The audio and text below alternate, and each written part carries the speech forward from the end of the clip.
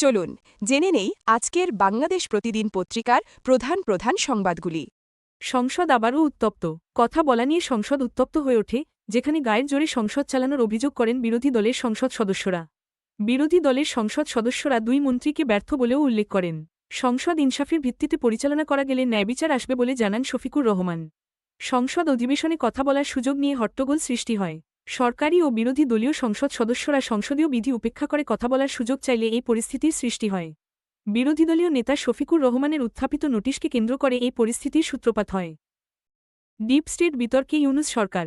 ড ইউনূসের নেতৃত্বাধীন অন্তর্বর্তী সরকার বিদায় নেওয়ার এক মাসের বেশি সময় পরেও বিতর্ক যেন পিছু ছাড়ছে না। ১.৫ বছরের এই সরকার যতটা সমালোচিত হয়েছে, অতীতে কোনো সরকার এত বেশি সমালোচিত হয়েছে কিনা তা নিয়ে সন্দেহ আছে। অন্তর্বর্তী সরকারের উপদেষ্টাদের বিরুদ্ধে সীমাহীন দুর্নীতির অভিযোগ উঠেছে। ক্ষমতার অপব্যবহার করে উপদেষ্টারা দুর্নীতি করেছেন বলে অভিযোগ করা হয়েছে, তবে বাণিজ্য উপদেষ্টা শেখ বশির উদ্দিন ছাড়া বাকিদের বিরুদ্ধে দুর্নীতির তালিকা দীর্ঘ হচ্ছে। ড মুহাম্মদ ইউনূসের অন্তর্বর্তী সরকারের আমলে করা ১৩৩টি অধ্যাদেশ নিয়েও রাজনৈতিক অঙ্গনে বিতর্ক চলছে। সংসদীয় কমিটি অধ্যাদেশগুলো জনস্বার্থে করা হয়েছে কিনা তা খতিয়ে দেখছে। সংবিধান বিশেষজ্ঞরা বলছেন, বেশ কিছু অধ্যাদেশ অযাচিতভাবে জারি করা হয়েছে। বিভিন্ন দেশের সঙ্গে গোপন ও প্রকাশ্য চুক্তি নিয়ে বিতর্ক চলছে, বিশেষ করে বিদায়ের আগে মার্কিন যুক্তরাষ্ট্রের সঙ্গে করা চুক্তি দেশের স্বার্থবিরোধী বলে অনেকে মনে করছেন। টিআইবি, সিপিডির মতো থিঙ্কট্যাঙ্কগুলো এখন এই চুক্তির সমালোচনা করছে এবং চুক্তিটি জনগণের সামনে তুলে ধরার দাবি উঠেছে। টিকা সংকটে হামের বিস্তার। চলতি মাসে হামে আক্রান্তের সংখ্যা ১৫০০ ছাড়িয়েছে, বাড়ছে মৃতের সংখ্যাও। এই পরিস্থিতিতে দায়ীদের বিরুদ্ধে ব্যবস্থা নেওয়ার নির্দেশ দিয়েছেন প্রধানমন্ত্রী। প্রতিদিনই বাড়ছে আক্রান্ত শিশুর সংখ্যা। স্বাস্থ্য অধিদপ্তরের তথ্য অনুযায়ী ঢাকা, রাজশাহী, চট্টগ্রাম ও খুলনাসহ বিভিন্ন অঞ্চলে হামের সংক্রমণ ছড়িয়ে পড়ছে। গত শনিবার হামে আক্রান্ত হয়ে রাজশাহীতে ৩ শিশু এবং ময়মনসিংহে আরও ২ শিশুর মৃত্যু হয়েছে। হাসপাতালগুলোতে শয্যা সংখ্যা ছাড়িয়ে যাওয়ায় রোগীদের মেঝে ও করিডোরে রেখে চিকিৎসা দেওয়া হচ্ছে। মরণযাত্রায় শীর্ষে বাংলাদেশিরা। ভূমধ্যসাগর পাড়ি দিতে গিয়ে লিবিয়ায় রাবারের নৌকায় থাকা ৩৮ জন বাংলাদেশির মধ্যে ১৮ জনের মৃত্যু হয়েছে। বাকিদের অবস্থাও সংকটাপন্ন। নানান চেষ্টা সত্ত্বেও ইউরোপ যেতে ভূমধ্যসাগরে বাংলাদেশিদের এই মরণযাত্রা থামানো যাচ্ছে না। গতকাল লিবিয়ার গেমঘর থেকে গ্রিসে রাবারের নৌকায় যাওয়ার পথে এই দুর্ঘটনা ঘটে, যেখানে কমপক্ষে ১৮ জন বাংলাদেশি মারা গিয়েছেন। জীবিত উদ্ধার হওয়া এক ব্যক্তি জানান, একটি ছোট নৌকায় তারা ৪৩ জন ছিলেন। উদ্ধার হওয়া ব্যক্তিরা জানিয়েছেন, নৌকাটিতে থাকা ১৮ জন বাংলাদেশির যাত্রাপথে খাবার ও পানির অভাবে মৃত্যু হয়েছে। দরজায় প্রধানমন্ত্রী, বিস্মিত কর্মকর্তারা। সচিবালয়ে বিভিন্ন মন্ত্রণালয় ও দপ্তর পরিদর্শন করেছেন প্রধানমন্ত্রী। সপ্তাহের প্রথম কর্মদিবসে স্বাস্থ্য মন্ত্রণালয়ের যুগ্ম সচিব ফারজানা মান্নানের কক্ষে হঠাৎ প্রবেশ করেন মন্ত্রিপরিষদ সচিব। এরপর প্রধানমন্ত্রী তার কক্ষে প্রবেশ করে খোঁজখবর নেন। প্রধানমন্ত্রী বলেন, আমাদের সবাইকে মিলে দেশকে এগিয়ে নিতে হবে। কাজ শেষে কক্ষ থেকে বের হওয়ার সময় তিনি বিদ্যুতের অপচয় রোধে সবাইকে সচেতন থাকার কথা বলেন। ফারজানা মান্নান বলেন, তিনি বিস্মিত ও অভিভূত এবং এটি তার সারা জীবনের জন্য মনে থাকবে। মাসুদ মামুনকে ট্রাইব্যুনালে হাজিরের নির্দেশ। পুলিশ হেফাজতে থাকা অবস্থায় সাবেক ২ সেনা কর্মকর্তা মাসুদ উদ্দিন চৌধুরী ও শেখ মামুন খালেদকে আন্তর্জাতিক অপরাধ ট্রাইব্যুনালে হাজির করার নির্দেশ দেওয়া হয়েছে। মানবতাবিরোধী অপরাধের পৃথক ২টি মামলায় গ্রেপ্তার হওয়া এই দুইজনকে হাজির করার জন্য প্রসিকিউশনের করা আবেদন মঞ্জুর করা হয়েছে। বিচারপতি নজরুল ইসলাম চৌধুরীর নেতৃত্বাধীন ট্রাইব্যুনাল ২ এই আদেশ দেন। আগামী ৭ই এপ্রিল সাবেক এই ২ সেনা কর্মকর্তাকে ট্রাইব্যুনালে হাজির করতে বলা হয়েছে। মাসুদ উদ্দিন চৌধুরীর বিরুদ্ধে জুলাই অভ্যুত্থানে সংঘটিত মানবতাবিরোধী অপরাধ এবং শেখ মামুন খালেদের বিরুদ্ধে আওয়ামী লীগের শাসনামলে গুমের অভিযোগ আনা হয়েছে। ট্রাইব্যুনালে আবেদনের ওপর শুনানি করেন chief prosecutor. No kings, Trump বিরোধী বিক্ষোভে উত্তাল যুক্তরাষ্ট্র। আমরা কোনো রাজা চাই না, এই স্লোগানে মুখরিত হয়ে শনিবার সারা মার্কিন যুক্তরাষ্ট্র জুড়ে বিক্ষোভ মিছিল হয়েছে। ইরানের উপর হামলাসহ বিভিন্ন দেশে ট্রাম্পের আগ্রাসন এবং যুদ্ধের কারণে জ্বালানির মূল্য বৃদ্ধি পাওয়ায় এই বিক্ষোভ হয়। অভিবাসনবিরোধী অভিযানসহ বিশ্বের ৭২টি দেশে অভিবাসন ভিসা স্থগিত করায় ক্ষুব্ধ মার্কিনিরা এই কর্মসূচির ডাক দেয়। আয়োজকরা জানান, এটি ছিল তৃতীয় কর্মসূচি যা আমেরিকার ৫০টি অঙ্গরাজ্যের ছোট বড় মিলিয়ে ৩৩০০ স্থানে অনুষ্ঠিত হয়। আয়োজকদের দাবি, এই বিক্ষোভে ৯০ লক্ষের বেশি মানুষ অংশ নিয়েছেন এবং এটি যুক্তরাষ্ট্রের ইতিহাসে একটি উল্লেখযোগ্য ঘটনা। স্থলযুদ্ধের প্রস্তুতি যুক্তরাষ্ট্রের। মধ্যপ্রাচ্যে কয়েক হাজার অতিরিক্ত মার্কিন সেনা মোতায়েন করা হয়েছে। যুদ্ধ থামানোর লক্ষ্যে ইসলামাবাদে শুরু হয়েছে ৪ দেশের পররাষ্ট্রমন্ত্রীদের বৈঠক। অন্যদিকে পাল্টাপাল্টি হামলা এখনও অব্যাহত রয়েছে। ইরানে মার্কিন ও ইসরায়েলি সামরিক অভিযানের প্রায় ১ মাস হতে চলল। সংঘাতের সমাপ্তির কোনো লক্ষণ এখনও দেখা যাচ্ছে না, বরং দিন যত যাচ্ছে এই সংঘাত আরও বেশি বিস্তৃত ও ভয়ঙ্কর আকার ধারণ করছে বলে জানিয়েছে ওয়াশিংটন পোস্ট।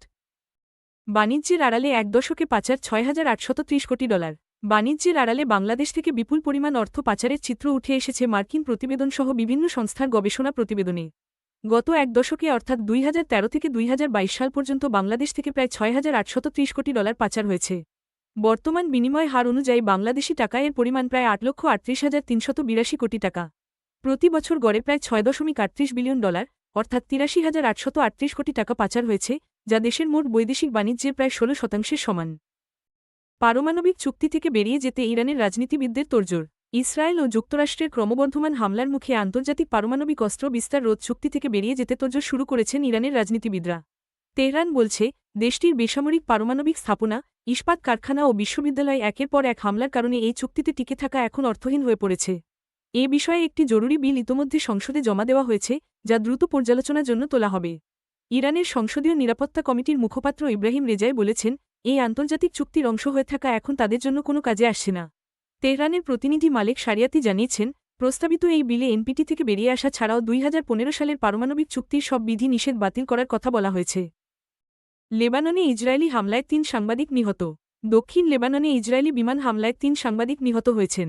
স্থানীয় সময় শনিবার জিজাইন হাইওয়েতে সংবাদকর্মীদের বহনকারী একটি গাড়ি লক্ষ্য করে এই হামলা চালানো হয়। নিহতদের মধ্যে রয়েছেন হিজবুল্লাহর আল-মানার টেলিভিশনের প্রবীণ প্রতিনিধি আলী শোয়েব ও আল মায়াদিন টিভির প্রতিনিধি ফাতিমা ফতুনি।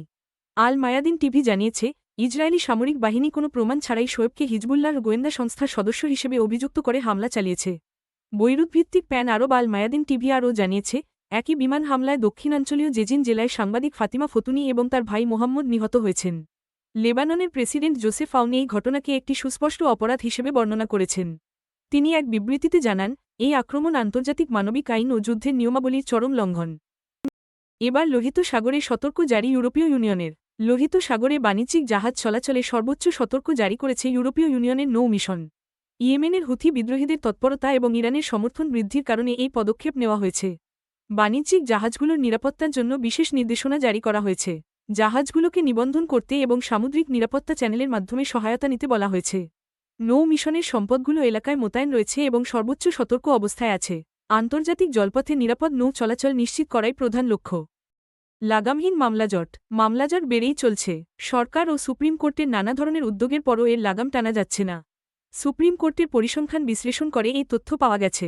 আইনজ্ঞরা বলছেন, বিচারাধীন মামলা লাগামহীনভাবে বাড়তে থাকলে ভবিষ্যতে আরও ভয়াবহ আকার ধারণ করবে। বিচার বিভাগ সংশ্লিষ্ট ব্যক্তিরা বলছেন, মামলা নিষ্পত্তির তুলনায় দায়েরের সংখ্যা বেশি হওয়ায় জট বেড়েই চলেছে। মামলার তুলনায় বিচারকের সংখ্যা কম থাকায় নিষ্পত্তিও বাড়ছে না। গত বছর 31 ডিসেম্বর পর্যন্ত দেশে মোট বিচারাধীন মামলার সংখ্যা দাঁড়িয়েছে 47,42,731টি। এর মধ্যে অধস্তন আদালতে 40,41,924টি মামলা বিচারাধীন। সুপ্রিম কোর্টের আপিল বিভাগে 41,551টি এবং হাইকোর্ট বিভাগে 6,59,256টি মামলা বিচারাধীন রয়েছে। গত বছর 1 জানুয়ারি দেশে বিচারাধীন মামলা ছিল 45,17,201টি। পরিসংখ্যান অনুযায়ী সারা দেশে গত এক বছরেই জটের তালিকায় নতুন করে যুক্ত হয়েছে 2,25,530টি মামলা। নতুন রূপে সাজছে পুলিশ। প্রধানমন্ত্রীর 180 দিনের কর্মসূচি এবং নির্বাচনী ইশতেহার বাস্তবায়নে পুলিশ সদর দপ্তর বেশ কিছু কর্মপরিকল্পনা সাজিয়েছে। সেবাবান্ধব পুলিশ গড়তে 9টি নতুন ইউনিট গঠনের পরিকল্পনা নেওয়া হয়েছে। এছাড়াও পুলিশের নৈতিক মনোবল পুনঃপ্রতিষ্ঠা ও জনআস্থা অর্জন, অনলাইন অভিযোগ দায়ের সুবিধা সম্প্রসারণ এবং পুলিশ কমিশন আইন পুনর্নিরীক্ষণ সহ বেশ কিছু পরিকল্পনা নেওয়া হয়েছে। পুলিশ সদর দপ্তর সূত্র জানায়, হয়রানিমূলক মামলা প্রত্যাহারের কার্যক্রম পর্যায়ক্রমে গ্রহণ করা হবে। পুলিশের মনোবল পুনঃপ্রতিষ্ঠা ও জনআস্থা বিনির্মাণে 64 জেলায় জেলা পর্যায়ে কমিউনিটি পুলিশিং কমিটি গঠন করা হবে। এই কমিটি স্থানীয় পর্যায়ের আইনশৃঙ্খলা বিষয়ে অংশীদারির ভিত্তিতে পুলিশকে সহযোগিতা করবে। 180 দিনের কর্মসূচির অন্যতম হল নারীবান্ধব পুলিশিং। এর জন্য 8 বিভাগীয় শহরে নারী পুলিশের কার্যক্রম বেগবান করার লক্ষ্যে তাদের সন্তানদের জন্য ডে কেয়ার সেন্টার প্রতিষ্ঠা করা হবে। নারী, শিশু ও বয়স্ক মহিলা সেবা প্রার্থীদের ডেস্ক আধুনিকায়নে 64 জেলার 64টি সদর থানায় বিশেষ ব্যবস্থা নেওয়া হবে। কৃত্রিম সংকট দূর করতে কঠোর সরকার। জ্বালানি তেলের সংকট দূর করতে সরকার কঠোর অবস্থানে রয়েছে। অবৈধ মজুত রোধে দেশব্যাপী বিশেষ অভিযান চালানো হচ্ছে। কৃত্রিম সংকট ও চোরাচালান রোধে স্বরাষ্ট্রমন্ত্রীকে কঠোর ব্যবস্থা নেওয়ার নির্দেশ দিয়েছেন প্রধানমন্ত্রী তারেক রহমান। পরিস্থিতি সামাল দিতে ফিলিং স্টেশনগুলোতে নিয়োগ দেওয়া হয়েছে ট্যাগ অফিসার। 9টি জেলার 19টি ডিপোতে মোতায়েন করা হয়েছে বিজিবির। গ্রাহক ভোগান্তি কমাতে রাজধানীসহ সারা দেশে পাম্পের সংখ্যা বৃদ্ধি এবং তেল সরবরাহ ব্যবস্থা জোরদার করার কথা জানিয়েছে সরকার। ডুবুরি সংকটে বাড়ে লাশের অপেক্ষা। নদীমাতৃক বাংলাদেশে প্রতি বছর বহু মানুষ পানিতে ডুবে মারা যায়। ফায়ার সার্ভিস উদ্ধার অভিযান শুরু করলেও প্রায় ক্ষেত্রেই ডুবুরি সংকটে নিখোঁজদের উদ্ধার অভিযানে দীর্ঘ সময় লাগছে। এতে করে স্বজনরা দুর্ঘটনাস্থলে দীর্ঘ অপেক্ষায় থাকছেন। গত বুধবার রাজবাড়ীর দৌলতদিয়া ফেরিঘাটে যাত্রীবাহী বাস নদীতে পড়ে 26 জন প্রাণ হারান। রাজবাড়ী জেলার ফায়ার স্টেশনগুলোতে কোনো ডুবুরি না থাকায় অন্য জেলা থেকে ডুবুরি আনতে হয়েছে। গত ৩ বছরে পানিতে ডুবে ১৯৮১ জনের মৃত্যু হয়েছে এবং আহত হয়েছেন ৪০০ জন। বেশিরভাগ জেলায় ডুবুরি নেই, সারা দেশে কর্মরত ডুবুরির সংখ্যা মাত্র ৮৫ জন। ফায়ার সার্ভিসের সাবেক মহাপরিচালক বলেছেন, ডুবুরি সংকটের কারণে দ্রুত সাড়া দেওয়া যায় না। দুর্ঘটনাপ্রবণ এলাকাগুলোতে দক্ষ ডুবুরি ইউনিট প্রস্তুত রাখতে হবে। ফায়ার সার্ভিস জানিয়েছে, সারা দেশে ফায়ার স্টেশনের সংখ্যা ৫৩৮ হলেও কর্মরত ডুবুরির সংখ্যা মাত্র ৯১ জন। এর মধ্যে কর্মরত আছেন ৮৫ জন এবং নতুন নিয়োগপ্রাপ্ত ৬ জন প্রশিক্ষণ নিচ্ছেন।